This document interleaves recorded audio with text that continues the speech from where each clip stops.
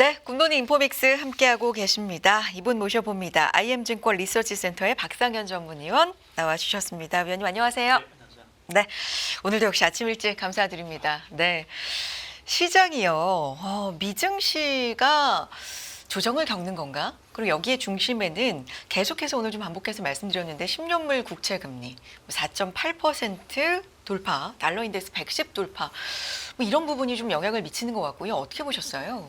예, 제가 지난해 말부터 연초 이제 주로 말씀드렸던 이제 네. 세 가지 변수를 좀 보자라는 이제 말씀을 드렸는데 거기에 이제 금리, 네. 환율, 이제 비트코인 가격 요 세 개를 이제 좀 말씀을 좀 드렸습니다.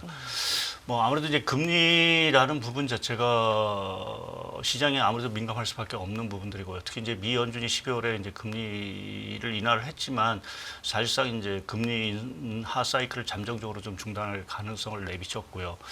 그 영향 이후 사실은 이제 미국의 10년물 국채 금리가 계산을 얼핏 해보니까 한 110bp 정도, 그러니까 저점 대비해서 9월 금리 인하 그 시점 대비하면 110bp 정도 올랐더라고요. 그러니까 그럼 한 4개월 정도? 예, 그러니까 완전 네. 이제 미 연준이 이제 100bp 금리 네. 인하를 했으니까 뭐 인하 효과는 완전히 소멸됐다라고 네. 보는 게 맞을 것 같고요.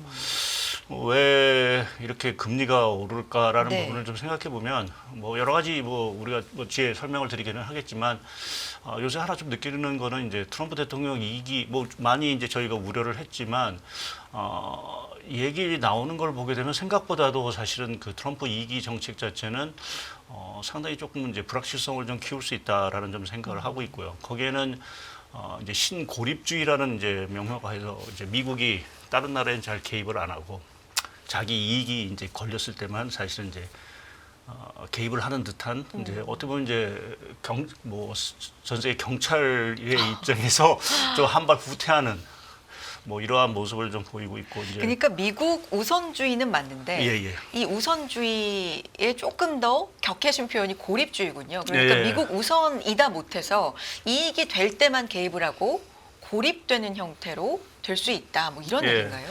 그렇죠. 그러니까 미국의 어찌 보면 역사적으로 보게 되면 그렇게 개입주의 정책이 이제 강화됐던 거는 이제 짧았던 시기였던 네. 것 같고요. 항상 보게 되면은 조금 자국 우선주의. 그러니까 어떻게 보면 2차 세계대전도 사실은 참여를 안 하려 하다가 결국 일본이 이제 진주만 폭격을 하는 이 순간부터 사실은 이제 전쟁을 참여하는 듯한 모습을 보이니까 미국은 어찌 이전부터 이제 스스로 이제 나만 건드리지 않으면 나는 이제 나 스스로 잘 살겠다라는 어떤 그런 원칙이 사실은 이제 그러한 것도 이제 트럼프 대통령이 이기 들어오면서 더 이제 고착화될 수 있는 부분들이고 또 이제 또 한편에서 이제 패권주의 그러니까 뭐 지금 우리가 뭐 러시아가 이제 우크라이나를 침공하고 하는 이런 패권주의가 있는데 미국도 사실은 그 주변국의 어떤 패권주의를 좀 강화하는 듯한 모습들 그러니까 뭐 일례로 뭐 캐나다를 뭐 미국 쪽으로 편입하겠다, 뭐 그린란드를 뭐 어떻게 하겠다, 뭐 파나마 운하를 어떻게 하겠다라는 부분 자체는 미국 주변의 어떤 그 주변 지역의 미국의 영향력 자체를 상당히 이게 키우겠다, 패권을 강하겠다라는 이제 의미인 부분들이어서 이러한 부분도 자칫 새로운 어떤 갈등을 사실 불러일으킬 수 있다라는 좀 생각을 좀 하고 있어서 우리가 생각했던 단순하게 뭐 트럼프 대통령의 관세에 불과하고 뭐 이민자 추방하고 하는 이러한 것을 떠나서 전반적으로 조금 이러한 그 정책에 대한 또 기본적인 미국의 어떠한 그 외교 정책이랄까요? 뭐 이러한 것들이 크게 변한다는 어떤 우려감 자체가 좀 시장의 불안감을 좀 키우고 있다라는 좀 생각을 좀 일단은 좀 해볼 수 있는 부분인 것 같습니다. 네. 그래서 실제 이제 다음 주에 그 트럼프 대통령이 이제 취임을 한 이후에 어떠한 정책이 나올지 모르긴 하겠지만 상당히 조금 시장의 불안감 그것이 이제 자칫하면 또 뭐 중국과의 어떤 경제적인 충돌뿐만 아니라 좀 군사적인 마찰 뭐 이러한 가능성 자체도 좀 배제할 수 없지 않겠느냐라는 이제 좀 우려감을 좀 키울 수 있는 부분이 하나 있는 것 같고요. 네. 예. 그러니까 고립주의와 패권주의 영향이 있을 것이다. 근데 사실 궁금한 건 위원님 이거는 어느 정도 예상이 됐던 거잖아요. 예. 어떻게 보면 트럼프 당선인이 된 이후부터는 거의 뭐 계속해서 나왔던 미국 우선주의 이런 얘기고 후보가 됐던 그 이전 상황도 뭐 이런 얘기는 계속 나왔던 부분인데 최근 들어서 더더욱 채권 금리가 올라가고 경제적으로 인한 영향이 있는 최근의 상황이 또 있는 건지 지금부터 그 부분을 그러니까 좀 짚어주세요. 네. 그것과 맞물려서 제가 하나 오늘 차트를 네. 하나 좀 보여드린 게 이제 화면에도 나온 저 파란색 차트가 미국 10년물 그 그 국채물의 이게 기간 프리미엄이라고 합니다. 기간 프리미엄이라는 거는 우리가 이제 장기적으로 이제 국채를 들고 있을 때 생길 수 있는 여러 가지 위험을 사실은 이제 해제하기, 그러니까 그러한 차원에서 사실은 이제 보상 차원에서 그만큼을 더 주는 이제 거죠. 네. 수익률을 요구한다라는 개념에서 이제 우리가 그 기간 프리미엄을 보는데 오래 갖고 있는 불확실성만큼. 예. 네네. 그 기간 프리미엄 자체가 보시면 알겠지만 지금 2015년 이후 거의 최고치를 좀 기록하고 있습니다. 네. 그러니까 이 얘기 자체는 장기 국채를 보유하고 있는 데 대한 시장의 불안감 자체가 상당히 크다라는 부분을 좀 보여주는 것 같고요. 그게 말씀드린 대로 트럼프 대통령의 어떤 정책적인 불확실성도 하나 있을 것 같고 최근에 이제 경제적으로 봤을 때는 사실은 이제 미국 경제가 뭐 여하튼 예상보다 호조인 부분들 그것이 뭐 여러 가지 지표에서도 나오지만 사실 제가 하나 요새 눈여겨보는 게 이제 미국의 자동차 판매입니다. 네. 결국 미국의 어떤 소비 사이클의 그 대표적인 지표는 결국 자동차 판매인데 자동차 판매가 이러한 고금리 상황에도 보게 되면 상당히 그 판매 대수가 호조인 상황들이고요. 뭐 지난달 같은 경우에는 연간 기준 한 1,670만 대가 팔렸습니다. 근저에 가장 많이 팔린 대수거든요. 그러니까 그만큼 미국의 어떤 소비 경기라든지 이런 것들이 이제 좋다라는 부분 자체가 그거를 모건 스탠리 쪽에서는 예. 자동차 판매량을 보면 억눌린 소비 심리가 좀 폭발하는 최근에 이런 부분도 어떤 미경제 강세를 보여주는 면 중에 하나다 이렇게 보더라고요. 예, 그러니까 저도 네. 이제 결국 미국은 말씀드린 대로 소비 경제인데 네. 그 소비 경제를 대표하는 이 자동차 판매가 이러한 금리 상황 또 물가 상황에도 불구하고 그렇게 나오는 부분은 뭐 말씀하신 대로 그게 뭐 펜트업 수요, 그러니까 억눌렸던 수요가 폭발하는 수도 있고 여하튼 뭐 임금이라든 뭐 고용 지표가 보여주듯이 고용 상황 자체가 워낙 좋다 보니까 결국 이제 자동차 수요로 이어지는 뭐 이러한 상황으로 그러니까 결국 그 얘기는 미국 경제가 여전히 탄탄하다라는 의미로 저희가 좀 볼 수 있는 네. 부분들인 것 같고요. 두 번째 부분은 여전히 이제 물가 리스크로 봐야 될 것 같습니다. 그러니까 뭐 오늘 이제 생산자 물가가 발표가 되고 내일 이제 소비자 물가가 이제 발표가 될 텐데 미국의 물가가 여하튼 좀 다시 들썩이고 있다. 뭐 어제도 이제 유가가 77불 WTI 기준으로 보면 이렇게 올라간 모습들. 그러니까 지난해 연초 말씀드렸지만 지금 에너지 가격 자체가 다시 들썩이는 부분. 그것이 뭐 예상이 뭐 여러 가지 수급 밸런스 문제도 있긴 하지만 한편에서 보면은 이제 어떤 미국의 정책적인 문제들. 그러니까 뭐 최근에 들어서는 이제 바이든 행정부가 러시아에 대한 추가 제재를 나선 부분도 뭐 영향을 미친 부분들이 좀 있는 것 같고. 거기에 이제 트럼프 대통령이 이제 당선이 되면 뭐 지정학적 문제가 해소될 것처럼 우리가 기대를 했지만 그게 오히려 상당히 좀 지연될 수도 있다라는 이제 우려, 뭐 그것이 말씀드린 여러 가지 이제 나타나고 있는 트럼프 대통령의 어떤 패권주의와 관련된 뭐 이러한 정책 기조들, 뭐 이러한 것들이 맞물리면서 유가가 잘 떨어지지 않을 수 있다. 물론 동절기라는 어떤 수요 부분도 있긴 하지만 그러한 것들이 이제 물가를 계속해서 자극하고 있는 부분들인 것 같고요. 또 한 가지 부분은 뭐 아무래도 이제 그 금리가 올라가는 데 있어서 가장 큰 문제는 이제 재정 건전성 문제를 사실은 저희가 빼놓을 수 없는 것 같습니다. 뭐 팬데믹 이후에 돈을 많이 풀었고 그것이 뭐 한편에서 보면은 분명히 이제 증시라든지 또 자산 시장에는 상당히 이제 우호적인 또 기업에도 사실은 낮은 조달 금리를 이제 했기 때문에 상당히 이제 기업의 어떤 활동에 긍정적인 영향을 미쳤지만 그것이 결국에 가서는 지금 다 정부 부채로 사실은 다 옮겨가고 있다. 화면에 좀 네. 잠깐 보여드리면 주요국의 이제 정부 부채 규모가 팬데믹을 넘어서면서 독일을 제외하고는 대부분 다 뭐 GDP 대비 보면 한 10%에서 한 15% 정도 이제 늘어난 상황들입니다. 그러니까 이제 채권 투자를 하고 또 이제 어떤 투기적 세력 입장에서 보게 되면 이 재정 적자, 재정 건전성 문제가 자체가 쉽게 해소가 되지 못할 거다라는 이제 판단하에서 사실은 국채를 투매하고 있는 부분들이 좀 있는 것 같고요. 그것이 대표적으로 지금 영국 같은 경우가 지금 이제 국제 금리 자체가 상당히 이제 급등을 하는 이러한 현상으로 좀 나오고 있는데 이러한 재정 건전성 우려. 그러니까 뭐 트럼프 대통령이 들어와서도 사실은 이 재정 건전성 자체가 크게 개선될 수 없다라는 우려감 자체가 좀 10년물 국채 금리를 사실은 좀 끌고 올라가는.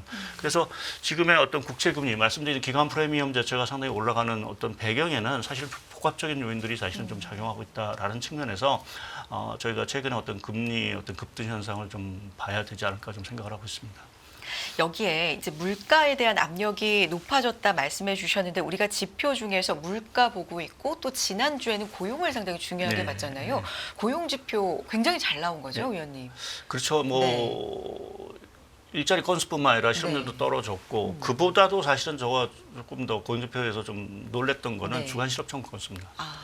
그게 20만 건 거의 초반 수준, 거의 20만 건이죠.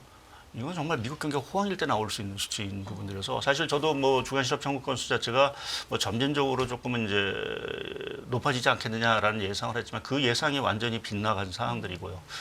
이러한 고용 시장의 어떤 호조라는 것이 앞서 말씀드린 대로 이제 소비 경기에는 긍정적인 부분들이 있긴 하지만 아무래도 물가 쪽에는 사실은 뭐 물가가 높더라도 계속해서 그것을 소비자가 감당할 수 있다라고 하면 물가는 계속해서 올라갈 수밖에 없는 상황들이어서 이러한 부분 자체가 최근에 그 고용 물가 부분에 있어서 상당히 좀 불안 요인으로 좀 작용을 하고 있는 것 같습니다.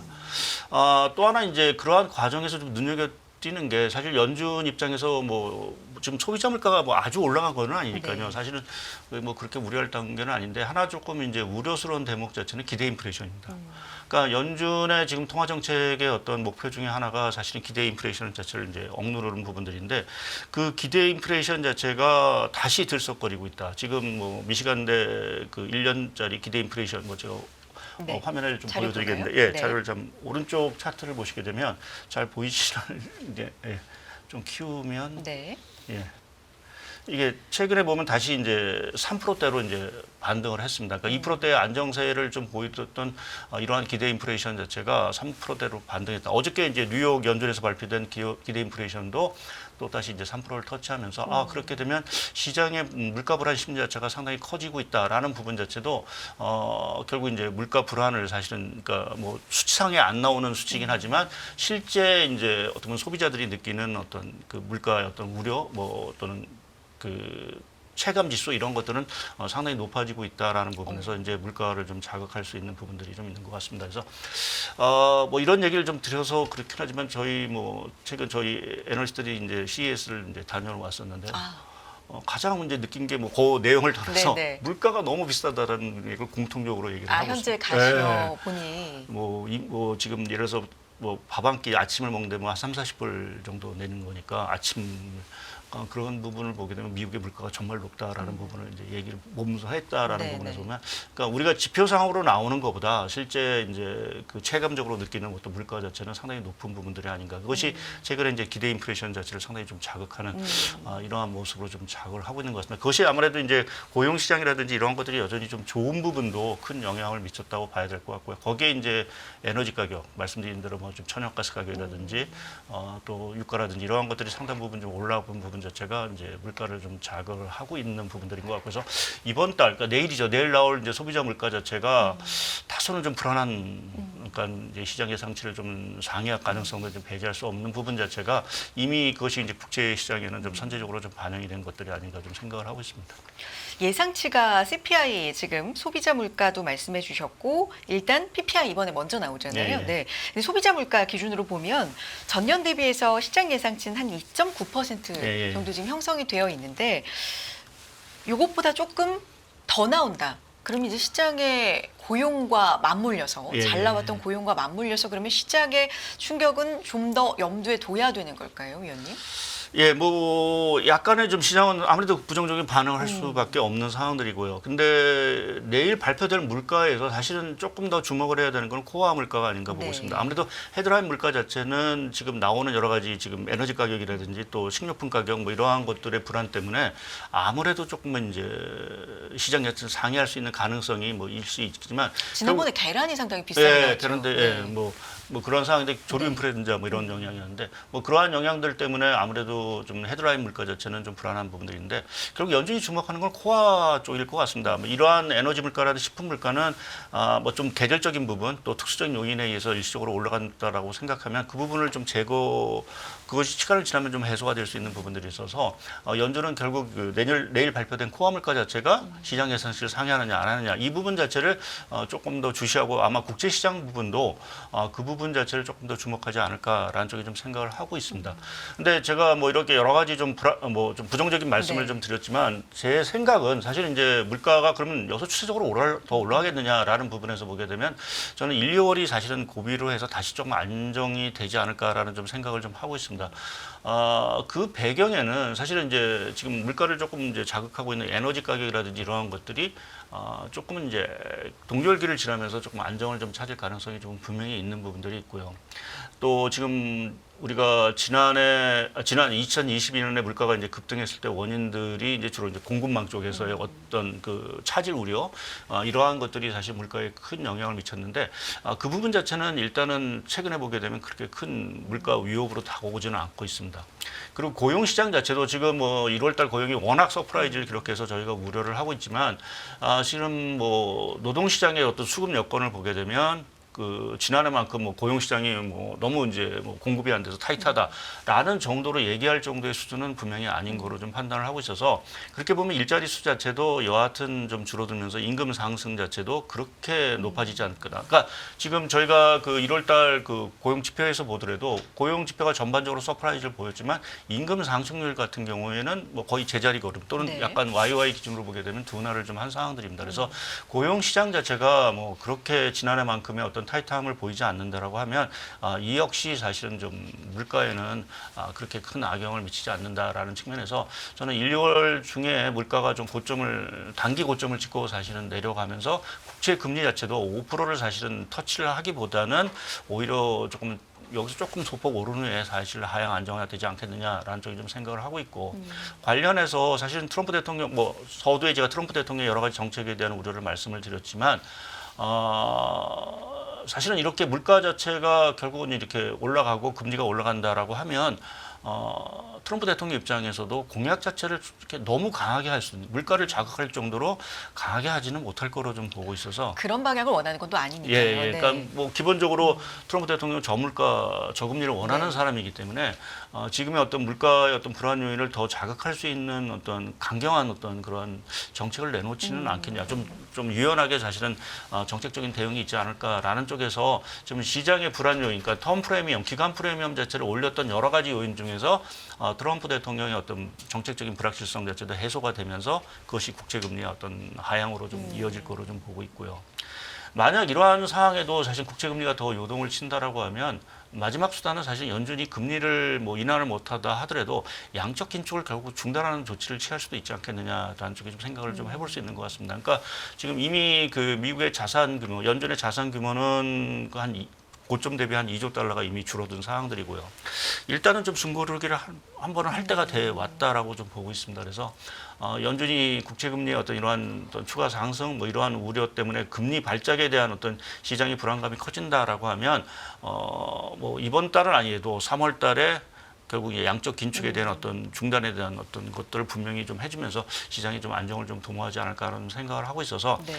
말씀드린 대로 좀 1, 2월을 좀 고점으로 해서 전체적으로 좀 금리라든지 물가가 하향 안정화되는 어떤 흐름을 저희가 좀 예상해 볼 수 있지 않을까 좀 생각을 하고 있습니다. 정리해 보면 위원님께서 말씀해 주신 그런 근거들로 인해서 1월과 2월이 금리나 물가에 있어서 좀 고비가 될 것이다 말씀해 주셨고 연준 3월에 혹시 QT 뭐 이런 부분 축소 예. 이런 얘기가 나올 수 있다 말씀해 주셨는데 금리 방향 같은 경우는 지금 그렇게 고용 지표가 나오고 최근 시장 움직임이 근거가 되면서 금리를 빠르면 6월에나 내릴 것이다. 그리고 한 번 내릴 것이다. 뭐 이런 얘기들 지금 나오고 있잖아요. 어떻게 예. 보시는 거예요? 예, 뭐 지금 뭐 금리 인상론까지도 뭐 그렇죠. 일부에서 나오는데 네. 사실 금리 인상은 저는 아닐 것 같고요. 넘어간 얘기다. 예, 넘어간 네. 얘기. 지금 미국이 물가가 들썩거린다 하더라도 결국 3% 정도 수준이고 우리가 사실 금리 인상을 고민할 때는 9%, 8%대의 어떤 물가를 사실 고민했던 수준이기 때문에 물가의 어떤 절대적인 레벨 수준 자체가 기본적으로 낮은 상황들이고요. 또 말씀드린 대로 이제 물가가 다시 조금 하향 안정될 수 있는 여러 가지 요건들도 분명히 이제 시차를 두고 나올 수 있는 부분들이 있을 것 같습니다. 그래서 그렇게 보면 저는 여전히 올해 뭐 2차례 또는 많게는 3차례까지도 사실은 금리 인하를 사실은 할 수 있지 않겠느냐라는 생각을 여전히 좀 갖고 있는 상황들이고요. 이제 그러한 것들이 이제 트럼프 정책이라든지 이러한 것들이 물가를 좀 자극하지 않는다라는 어떤 시장의 신뢰 뭐 이러한 것들이 형성이 된 이후에 사실은 조금 이제 그 연준의 어떤 그 금리 인하 행보 자체가 사실은 재개될 수 있다라는 부분에서 당초 이제 3월을 저는 이제 좀 생각을 했는데 일단 뭐 5월 정도까지 최소한 5월 정도에는 다시 이제 추가적인 어떤 금리 인하에 들어가지 않을까라는 좀 생각을 좀 하고 있습니다. 그리고 여전히 2회 정도는 예, 할 2회 수 또 있을 많게는 뭐 것이다. 3회까지도 사실 물가에 어서 뭐 우리가 우려를 하지만 또 네. 물가는 또 떨어질 수 있는 부분들이 있으니까요. 네. 이제 그렇게 됐을 때는 뭐 3회까지도 사실은 여전히 열어둬야 된다는 좀 생각을 하고 있습니다. 달러와 같은 경우는 지금 보고서를 위원님께서 쓰신 내용을 참고해 보면 달러 강세, 달러 인덱스 기준으로 보면 110에서 112 수준에서 제한될 거다. 이런 네. 내용 제시해 주셨는데 지금 사실 간밤에 보면 이미 110 돌파가 이뤄졌기 때문에 예. 지금 정도를 거의 다 왔다. 이렇게 보시는 걸까요? 그렇죠. 예. 네. 결국 이제 달러 흐름을 최근에 이제 움직이는 가장 중요한 동인이 국채금리고요. 네. 국제금리가 뭐 5%를 넘어서 간다라고 하면 뭐 달러가 더 강세가 된다는 얘기를 드려야 될 텐데 말씀드린 대로 저는 뭐 5% 선을 터치하기는 쉽지는 않을 것 같다라는 좀 생각을 하고 있고 그러한 측면에서 보면 달러 역시도 뭐 한 1, 2월 자체에 좀 고점을 형성하지 않을까라는 쪽에 좀 생각을 기본적으로 좀 하고 있는 상황들이고요. 제가 이제 상단 자체를 한 112 정도로 이제 생각을 네. 말씀을 드린 거는 이제 그 달러 지수의 구성 항목 자체는 기본적으로 6개 이제 통화로 이제 구성이 됩니다. 대표적인 게 아무래도 유로하고 엔 파운드인데 아시겠지만 지금 유로 같은 경우 거의 이제 패리티 수준에 다가온 상황이고요. 뭐 지금 엔도 거의 158엔 정도니까 우리가 이전 고점 160 수준에 거의 육박한 수준이고 파운드 가치도 최근에 보면 상당히 급락을 했습니다. 그래서 여기서 그러면 엔 하나, 유로 하나, 파운드 가치가 더 하락할 거냐? 저는 하락폭이 상당히 좀 제한적일 수밖에 없다라는 좀 생각을 하고 있고요. 그래서 우리가 뭐 유로를 한 패리티 수준 한 1로 잡고 엔도 한 160엔 그리고 지금 파운드와 가치가 한 1.23인데 그걸 한 1.20으로 잡아서 이제 달러 지수를 계산해 보면 달러 지수가 한 112 정도가 이제 나오게 됩니다. 그렇게 계산합니다. 예, 네. 제가 화면을 네. 보여드릴 텐데 화면에 이제 표로 나와 있는 그 화면을 보시게 되면 네. 달러 지수가 지금 한 109. 뭐 제가 이제 어제 그 지난 주말을 기준으로 해서 이제 작성한 건데 109.3이었는데 말씀드린 유로 1, 엔 160 그리고 파운드와 1.2 달러 정도를 가정해서 달러 지수를 이제 전망을 해보면 한 112 정도 수준이 나오게 됩니다. 그래서 그렇게 보면 달러가 강세 흐름을 뭐 전반적인 분위기는 유지를 하긴 하겠지만 달러의 어떤 그 추가의 강세폭 자체는 상당히 좀 제한적이지 않을까라는 쪽에 좀 생각을 하고 있습니다. 달러 강세 원인이 이 달러만의 원인이 아니라 최근에 보면은 유로화가 또 영향을 주고 파운드화가 간밤에도 뭐 영향을 주고 이런 흐름이 나오는데 파운드나 유로의 하락폭 자체도 제한될 거고 그러면 당연히 달러화 같은 경우도 110에서 112 정도로 형성이 될 거다. 이제 이런 논리를 말씀해 주셨는데 우리가 생각 안 하고 있는 지금 하나 좀 신경을 쓰고 있는 이런 부분이 또 엔화인 것 같거든요. 일본은행의 방향이 어떻게 될 것인가. 작년에도 한번 좀 그렇게 시장을 출렁이게 만들었던 네. 기억이 있기 때문에 일본은행 방향은 어떻게 보십니까? 뭐 일본은 이제 기본적으로 올해 긴축을 계속 이제 이어가는 부분들인데 이제 생각보다 속도는 사실 더딜 수밖에 없는 부분들이고요. 1월에 금리를 저는 뭐 동결을 할 것 같은데 뭐 인상을 할 가능성도 뭐 얘기를 하는 쪽은 있는데 저는 일단 동결을 좀 생각을 하고 있습니다. 그러니까 그만큼 지금 BOJ의 일본은행의 횡보라는 건 자체는 긴축을 하지만 상당히 더딘 어떤 횡보를 사실은 이어갈 수밖에 없고요. 거기에는 사실은 이제 일본 경제 부분도 있지만 이게 임금 상승률이라든지 이러한 것들이 BOJ의 어떤 목표만큼 사실은 그렇게 빨리 상승을 하고 있지 않은 상황들입니다. 그래서 그렇게 보면 뭐 일본은행이 서둘러서 금리를 뭐 공격적으로 인상을 하고 이것 때문에 뭐 우리가 다시 뭐 엔캐리 트레이드 청산이라든지 이러한 리스크 자체가 불거질 가능성은 상대적으로 좀 낮은 부분들이 아닌가라는 쪽에 좀 생각을 좀 하고 있고요.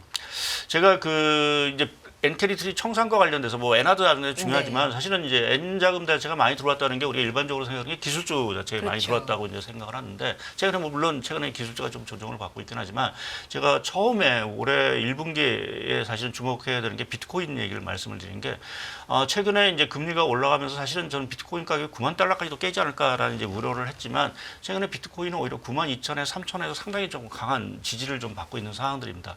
그러니까 그 얘기 자체는 이제 비트코인이 어떻게 보면은 뭐 유동성이라든지 또 빅테크의 어떤 대응 지표, 프락시의 어떤 역할을 사실은 좀 하고 있는 그러한 상황들인데 그 흐름 자체가 여전히 뭐 생각보다는 견조하다라는 얘기는 결국 이제 빅테크 쪽에서의 그러니까 기술주의 어떤 조정 가능성 자체가 여전히 좀 크지 않다라는 부분을 조금 반영하는 부분들인 것 같고요.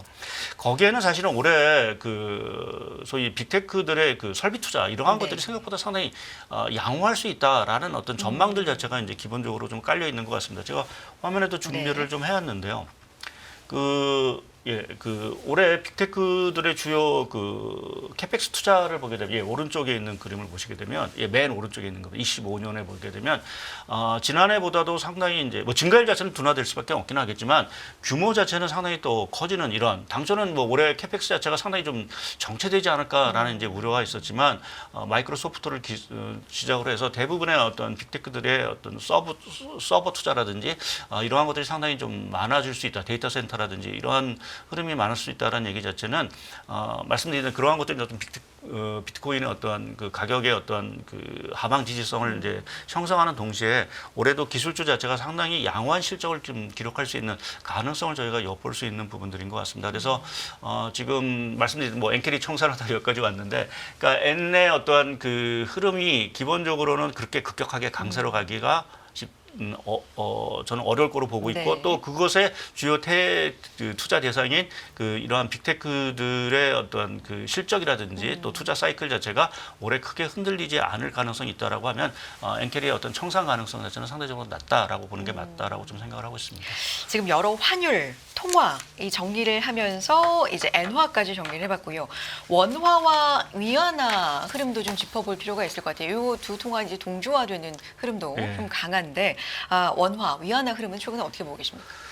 뭐 원화는 최근에 다시 조금 불안한 모습을 네. 보이고 그건 뭐 달러 영향도 있는 상황들이고 또 한편에서 보면 이제 국내 정치 불확실성 자체가 생각보다는 해소가 잘 안 되고 있는, 그래서 최근에 보면 CDS 자체가 다시 조금 상승 속도가 좀 빨라지고 있는 모습을 좀 보이고 있어서 뭐 이러한 영향도 사실은 좀 작용을 하고 있다라고 좀 봐야 될 것 같고요. 다시 1,470원대가 예. 됐죠. 네. 거기에 사실은 이제 앞으로 우리가 원화 환율 자체가 조금 더 추가적인 상승 흐름을 좀 자극할 수 있는 뭐 국내적인 요인, 달러 요인도 있긴 하지만 한편에서 보면 좀 위안화 부분이 아닐까 좀 보고 있습니다. 그러니까 위안화 가치 자체가 최근에 상당히 약세 흐름을 보이면서 이제 중국 정부도 위안화 가치 방어에 나서는 여러 가지 이제 조치들을 이제 취하고 있는 상황들인데요. 여하튼 트럼프 대통령이 당선이 되고 나서 대중국 이제 제재라든지 뭐 이러한 것들이 어떻게 될지에 따라서 위안화 흐름은 당연히 불안할 수밖에 없는 상황들이고요. 그 불안 자체가 뭐 중국 정부의 방어에도 불구하고 생각보다 더 약세폭이 확대된다라고 하면 저희는 조금 이제 원화 쪽에도 추가적인 어떤 상승 쪽으로 영향을 좀 미칠 수 있지 않을까. 그래서 향후에 원달러 환율을 보는 데 있어 여러 가지 변수도 분명히 있긴 네. 하지만 조금 위안화의 어떤 흐름도 저희가 조금 예의주시를 해야 되는 상황이 점점 좀 다가오고 있다라고 말씀드릴 수 있을 것 정리해 같습니다. 보면 원화, 위안화는 좀 주목해 봐야 되겠고 달러 관련돼서는 달러 강세 레벨대 110을 지금 넘어선 상황, 장중에 뭐 그런 걸 감안해 보면 지금 112까지를 제시를 해주셨으니까 1, 2월을 고비로 해서 어느 정도 상단까지는 접근이 있는 상황이다. 네, 유로화나 파운드 같은 경우는 좀 더 약세 쪽으로 가기는 이것 또한 어느 정도 목에 좀 차 있다라는 말씀으로 듣겠습니다. 이제 앞으로 시장이 주목해야 될 변수, 리스크는 아무래도 이번 주는 물가 쪽이 될까요? 정리 말씀 부탁드릴게요. 예, 뭐 아무래도 이번 주에 가장 중요한 건 내일 발표될 물가가 네. 일단 뭐 최대 고비일 것 같고요. 말씀드린 대로 헤드라인 자체는 조금 불안할 수 있는 부분들이 있지만 이제 결국 코어 물가가 자체가 조금 안정을 계속 유지하느냐라는 부분 자체가 아무래도 변수일 것 같고 이제 다음 주는 아무래도 이제 트럼프 대통령 취임 이후에 나올 여러 가지 이제 행정 명령이라든지 조치들이 과연 어떤 강도로 나올 수 있느냐, 네. 그것이 결국 이제 국제 금리에도 당연히 큰 영향을 미칠 수 있는 부분들이어서 뭐 우리가 좀 대형 이벤트 또 지표 뭐 이것이 조금 이번 주 다음 주에 대기하고 있다라고 좀 말씀드릴 수 있을 것 같습니다. 하나만 더 여쭤볼게요. 짧게 한국은행 금통위가 이번 주에 또 있기 때문에 위원님이 그러니까 의견이 좀 많이 갈리더라고요. 예. 위원님 의견 듣고 싶습니다. 저는 일단 금리 인하 쪽으로 좀 인하하겠다. 뭐 네. 지금 환율 불안이 요인, 뭐 금리 인하를 조금 제약하는 요인이긴 하지만 지금 경기 사이클 또 우리가 또 다른 어떤 경기 부양책으로 생각했던 추경 자체가 실시 자체가 상당히 좀 지연될 수 있다라는 생각을 해보면 하는 입장에서 지금 선제적으로 좀 금리 인하를 좀 할 필요가 있지 않을까라는 쪽에서 저는 1월 금리 인하 가능성을 좀 보고 있습니다. 네. 어떻게 보면 동결이냐 인하냐 환율이냐 경기냐 뭐 이런 지금 기로에서 의견 좀 분분하다는 건 그만큼 좀 이걸 선택하기에도 저걸 네. 선택하기에도 좀 여러 가지 이유들이 좀 고민되는 부분이 있다라는 얘기가 될 텐데 이번에 인하를 할 것이다라는 쪽으로 위원님께서는 분석해 주셨습니다. 또 향후에 모셔서 자세한 분석 들어보겠고요. 여기까지 듣겠습니다. IMG 골 리서치 센터의 박상현 전문위원 함께했습니다. 고맙습니다. 네, 감사합니다.